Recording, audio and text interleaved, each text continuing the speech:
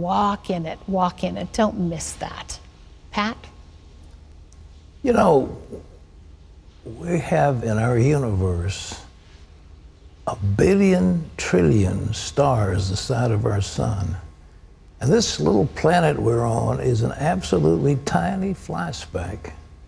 And yet somehow this little tiny planet has been ordained by the one who's the creator to be a special place. Now, we've got with us a guest whose book is simply thrilling and whose groundbreaking research into the history of this earth will open your mind and thrill you at the origins of our universe and the life that we live. But when we return, Hugh Ross will be here to tell us about this great planet we live on. Is a faith in God and a belief in the Bible compatible with true science? Well, we have a gentleman with us who says the answer is yes. He's one of the top astrophysicists and scientists in our nation and in the world. And he's written a book called The Improbable Planet. And his name is Hugh Ross, and he's with us right now. But look at this at first. Hugh Ross is an astrophysicist who has traveled the world sharing his scientific discoveries that connect science and religion. Through his organization, Reasons to Believe, Dr. Ross, along with a team of scholars, present clear, scientific evidence that supports a biblical God. In his new book, Improbable Planet, Dr. Ross shares his testable and reliable biblical creation model that points to a purpose-filled universe. I want to tell you something. I'm the chancellor of Regent University, and I wanted, after I had met Dr. Hugh Ross, to do something on I thought it was cosmogony, and he said it ought to be cosmology, but in any event, we're talking about the cosmos. And I wanted to make sure that in our divinity school, which is one of the largest in the nation, we have about 1,000 students, and I wanted every one of them to have a course in what this man is teaching and his associates. And so his book is called The Improbable Planet. And it's a great pleasure to welcome a dear friend and a distinguished scientist, Dr. Hugh Ross. Hugh, good to have you back with us. Thank you. You've made these incredible statements. This book is fabulous. It's like a devotional. I can't tell you, I can't say enough good things about it. It'll move your heart like nothing you ever read. And is it available now? People can buy it? Oh, yes, yes. Okay. It's been out for 6 weeks now. 6 weeks? Is it selling well, I hope? Very well, yes. All right, well, let's have more of them. All right. It's called The Improbable Planet, and it's available on Amazon and so forth. Okay. You have said, all right, we are in a universe. What is the place of this Earth in the universe? Where does it sit in relation to everything else? Well, it's on the surface of the universe. Everything's on the surface of the universe, but we're kind of on the edge of a super cluster of galaxies. Oh, We're on the edge of the Virgo supercluster of galaxies, and that is the one place where advanced life is possible. Anywhere else that wouldn't be the case. Literally, the entire universe must exist. It must be exactly the size that it is, the mass that it is, and the age that it is to make possible advanced life. The whole universe exists to make planet Earth possible. Well, how many planets like our star, I mean, our sun? What did you say, 1 billion trillion? 50 billion trillion stars. Wait a minute, 50 billion trillion? Yeah, give or take a few. 50 billion, and this it's a teeny tiny little planet. But all the rest of it exists, so this planet, and if you want one planet Earth, you need the universe to be exactly as it is. Why? Okay, if you make the universe less massive, yes, the only elements you get are hydrogen and helium. Yes. Make it slightly more massive, all the elements are heavier than iron. In both cases, you're missing the carbon, oxygen, and nitrogen that's essential for life. So the mass of the universe determines the chemistry of the universe. But of this helium, you got to have all this mass. All this mass in order to get the elements you need for life, yes. And I understand there was something that scientists believe called the Big Bang, that there was an incredibly dense moment of a little bit of matter, and it exploded, and out of that came the universe. Is that the way it was? That is the way it is, but it must be incredibly fine-tuned. Yeah. It's not a chaotic explosion. In fact, it's the most fine-tuned thing we can measure in all of science. It's such, and I write about this in the book, how the fine-tuning of the universe exceeds the best examples of what we human beings can design and fine-tune by greater than a factor of 10 trillion times. Stop it. Come on. In other words, you're not just saying that. I'm not just saying it. It's something we can measure. All right. Basically, the God that created the universe must be at least that many times more intelligent, more knowledgeable, creative, and powerful than us human beings. Is there any possibility this came just from a spontaneous explosion? It had to have a creator, right? It had to have a creator. Why? And it has to be the creator God of the Bible. There's many other gods and religions of the world, but the universe we measure testifies it as a God of the Bible. Well, you mentioned a few of those life elements. What else is this improbable planet we live on? Well, there's a chapter in the book where I talk about how we have anomalous elements, which means that the 92 elements we see on the Earth, for one, we have all 92, which is rare. But when you look at the abundance of those elements compared to what we see on other rocky bodies, we're extremely anomalous. So, for example, we have 340 times as much uranium, 630 times as much thorium. We are the thorium-uranium champions of the universe. But this one planet? This one planet. Because all the other planets? So the fact that we're so extremely rich in uranium and thorium explains why we've got the plate tectonics, which allows our small planet to have oceans and continents on its surface.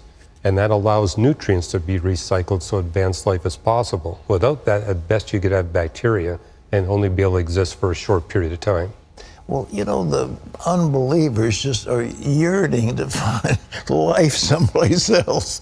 But does your scientific inquiry indicate there's anything else like this Earth, anyplace else in the universe? Everywhere we look, we see hostility for advanced life. We don't see a galaxy that's a candidate besides our Milky Way galaxy. We don't see a star that's sufficiently like our sun that it could be a candidate in which a planet could orbit in which advanced life exists. I remember something you wrote about this galaxy of ours being hidden in a spiral nebula where there's less chaos than others. Could you tell us about that? Well, we live in a spiral galaxy with extremely symmetrical spiral arms. Okay. The galaxy is exactly the right mass for advanced life, not too big, not too small. More dominated by dark matter than other galaxies. It has very few spurs and feathers. There's literally 200 different features of our Milky Way galaxy that must be fine-tuned to make advanced life possible here on Earth. The Milky Way galaxy is part of this spiral nebula, is that right? The Milky Way galaxy is a spiral galaxy. It is a spiral. That's part of the local group. Oh, okay. And which is a small cluster of galaxies. And yeah, there's design even in our cluster of galaxies. We don't see another galaxy cluster like ours. And so now we've discovered, I mean, literally, this book arises from a Bible study. I told you it's devotional. You used that word yourself. 5 years ago, I did a devotional study where I went through the entire Bible and looked at all the major texts on creation, over 1,500 of them. What I noticed is they all link the doctrine of creation to the doctrine of redemption.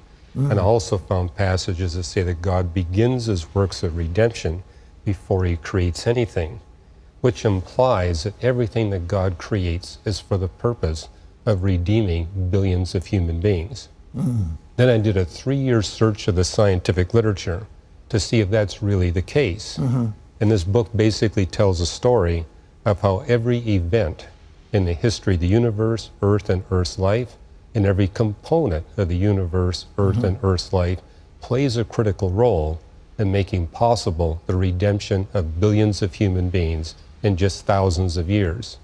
And so in the book, I kind of take you through a chronology of the history of all creation and basically show every bit of it is for the purpose of redemption. What does it look like, the destiny of mankind? I mean, here we are again, this planet, you see it out in space, it is just a tiny little pin drop Just a little dot. Yes, but if it were any bigger or any smaller, it would be a problem. Okay. If we had different planets in our solar system, there'd be a problem. Every one of the 10 planets that originally formed our solar system, there's 8 now, but all 10 must be fine-tuned exactly the way they are to make advanced life possible here on Earth. So come Thanksgiving, our family's going to be thanking God for Neptune. We're going to be thanking God for Venus. Why Neptune? What does Neptune do for us? Well, the 4 gas giants that remain, there were 5 to start with. All right. 1 got kicked out, 4 remain. But it's that configuration of the 5 and now the 4 that makes possible the configuration of the rocky planets, Earth, Mars, Venus, etc. And unless those 8 planets are configured exactly the way they are, you're going to get mean motion resonances, which make the system unstable for advanced life. Well, I understand Jupiter is so big, but it sucks in all these asteroids and... Yeah, it protects us from asteroid and comet collisions, but you need Saturn, Uranus, and Neptune to complement it. Why? Well, it takes the 4 working together to give us the ideal showering of comets and asteroids. Now, we need some of these asteroids and comets to collide with the Earth. For example, Earth would have been bone dry if it wasn't for the delivery of water from comets earlier in its history. Well, we read, did we hit Mars and it spun off the moon? Was that what was a collision between these 2 planets? There was a planet called Theia that collided with the Earth very early in Earth's history that led to the formation of the moon. And without the moon, we wouldn't be here. Why? Because Well, the fact that we have a tiny planet orbited by a single gigantic moon that's not too far away stabilizes the tilt of our rotation axis. The other 7 planets, they do this. all the time. Yeah, whereas ours is nice and stable, which gives us a climate. We get 4 seasons, and it's a stable climate. And what I write about in the book, we need extreme climate stability in order for billions of humans to live on the planet at one time, and that stability has only existed in the last 9,000 years. The last 9,000, so that's when mankind, as we know it, Homo sapiens, really began to flower on the earth? Well, God created human beings during the last ice age, and we now have evidence that they were trying to launch agricultural industry. But because the temperature is jumping up and down by 24 degrees Fahrenheit, they were unable to sustain large-scale agriculture. And what it took was 7 different cycles of Earth's orbit and rotation to bring about this period of extreme climate stability starting 9,000 years ago. And that's what enabled us to have large-scale agriculture so we could grow enough food to feed billions of human beings. What do you think this planet can sustain? Do we know? That period of extreme climate stability can be sustained for a maximum of maybe 1,400 more years, and it could be as little as 100. And that's it? That's it. So it's going to end. But the story I concluded at the end of the chapter, we're really close to fulfilling the Great Commission. And the promise we have in Romans is the moment that Great Commission is fulfilled, God's going to replace the current creation with a brand new creation. And so I'm hoping as people read the book, Christians who read the book will be motivated. Hey, we can get this job done quickly. Will end with a fervent heat? Is that is going to? The universe will disappear with a fervent heat. It'll be rolled up like a scroll. There's actually a model in cosmology that's consistent with that. But the whole point is, God created this universe as a tool to eliminate evil and suffering. Now, once that's achieved, we have the promise of a brand new creation. I am so thrilled. You know, I talk to you, and my spirit just takes off. And I'm not all that emotional, but this book, The Improbable Planets, you need to get a copy. Now, the thing that is important I want to mention is that you, God bless you, have agreed to help us at Regent University have a course in this, and I want every single theological student, we've got 1,000 divinity students, and hopefully it'll go to 2,000 or 3,000. I want every one of them to take this course in cosmology. What are we going to teach them? Well, God gave us 2 revelations, the book of nature and the book of scripture. We're commanded to study both. Because the book of nature is a way we can bring unbelievers to the book of scripture. And what I describe in this book, Improbable Planet, this redemptive key gives us a new way, a more efficient way of interpreting the book of nature. know, I'm speaking to secular scientists saying this is a better way to advance scientific research. Interpret the book of nature in the context of redemption, and we're going to make much faster scientific progress. You know, there's been a little struggle, and I don't want to put down any of our brethren, but the idea of the old earth and the, you know, young earth and so forth, that this earth is only 6,000 years old and so forth because of adding up Usher's dating in the Bible. What do you say about all that? Well, we stress integration at Reasons to Believe. It's not enough to try to interpret the Bible from one book. It's 66 books. All right. So we need to read the Bible both literally and consistently. So before drawing a conclusion, what do all 66 books say? Likewise with science. You need to look at all the scientific disciplines before you draw a conclusion. Because what God reveals is truth and nothing but truth. It can't contradict. Yeah. And when you see a contradiction, you know you've made a mistake in integrating. So, but the Big Bang, it looks like 13.79 billion years ago. 13.97, 14 billion years, okay.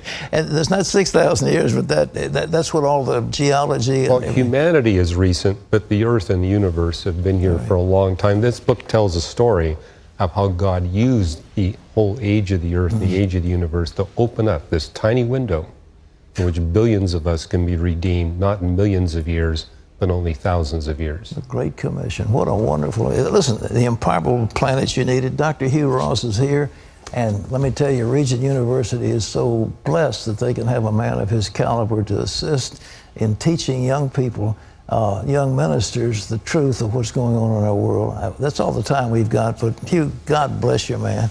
You're an inspiration. Thank you. Well, we leave you with today's Power Minute from Isaiah 54. No weapon formed against you shall prosper. This is the heritage of the servants of the Lord. Bye-bye.